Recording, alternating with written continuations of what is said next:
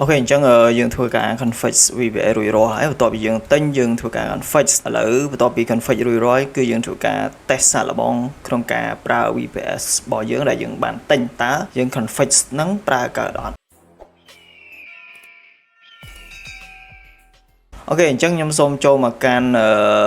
WireGuard bao nhóm đại nhóm phơi cho mọi người WireGuard bạn. Bảo tọa mà nhóm xôm cho ethanol.ต่อมาខ្ញុំសូមចូលមកកាន់ disk PC អូខេខ្ញុំសូមចូលមកកាន់ desktop ប៉ុន្តែមើលនេះ drive D របស់ខ្ញុំ drive C របស់ខ្ញុំ sorry local drive C របស់ខ្ញុំហើយ drive D របស់ខ្ញុំគឺក្រហមតែដល់ហើយពេញហើយបាទដល់កបាទអញ្ចឹងសូមចូលមកកាន់ desktop របស់ខ្ញុំតោះខ្ញុំចុច open ដើម្បីចូលទៅយក file របស់ខ្ញុំបាទបន្តមកខ្ញុំសូមចូលមកកាន់កន្លែង launch VPS December 15 2023 បាទselect លើវា open វាមកបាទនេះហើយគឺជា config file នេះ config file ចឹងសូមយក launch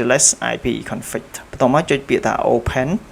អូខេមកហើយបាទនេះគឺមកហើយណាបើសិនយើង select អាក្រមគឺយើងរើសយកអាក្រមតែខ្ញុំសូម select លើដោយសារលើនេះគឺខ្ញុំទំតែទិញបានថ្ងៃហ្នឹងថ្ងៃទី15ហ្នឹងខែ12ថ្ងៃ15ហ្នឹងហើយខ្ញុំក៏ config វានៅថ្ងៃហ្នឹងដែរបាទអញ្ចឹងខ្ញុំសូមយកលើហើយអានេះអាចចាស់ខ្ញុំប្រើរាល់ថ្ងៃអញ្ចឹងខ្ញុំសូមយក launch IP test សាឡបងសិនចុចយក active មកបាទ active អូខេ activate វាបាទនៅពេលដែលវា load នាទីដើរបែបនេះគឺមានន័យថា VPS របស់យើងដំណើរការហើយដើរហើយអញ្ចឹងអ្វីដែលយើងត្រូវប្រកាសចិត្តទៀតគឺយើងចូលទៅកាន់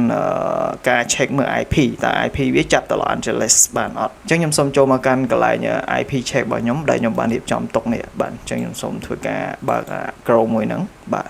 តោះមកខ្ញុំសូមចូលមកកាន់ line នេះ Whoer ដោយសារតែខ្ញុំប្រើការ check ទៅលើ website Whoer បាទខ្ញុំសូមធ្វើការ select ទៅលើវាអញ្ចឹង shortcut ទាំងអស់ហ្នឹងខ្ញុំរៀបចំទុកបាទអញ្ចឹងវាចាប់ទៅហើយនេះ Los Angeles United States អូខេ 100% គឺខ្លាំង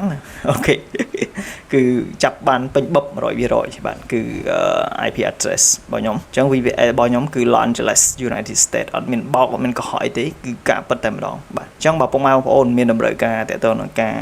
ចង់យក VPS ឬក៏មានតម្រូវការជាមួយនឹង VPS យកទៅប្រើប្រាស់ជាមួយនឹង Facebook អីបាទអាចធ្វើការតំណែងមកខាងយើងខ្ញុំបានបាទហើយតម្លៃសមរម្យទេយកទៅប្រើកើតបាទអូខេបញ្ជាក់ផងដែរថាឥឡូវបញ្ជាក់បង្ហាញខ្ញុំឲ្យឆ្ងល់គឺយើងនេះដើម្បីដំណើរការ VPS មួយណាគឺយើងយក select លើវាមកយកលើ select លើយក Chrome select Chrome មកអញ្ចឹងយកលើយើង select លើយើងចុច activate អញ្ចឹងវាចាប់ផ្ដើមដំណើរការ load នាទីដើរ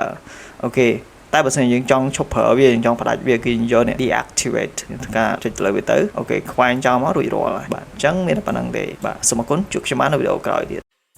Thanks for watching. Subscribe for more.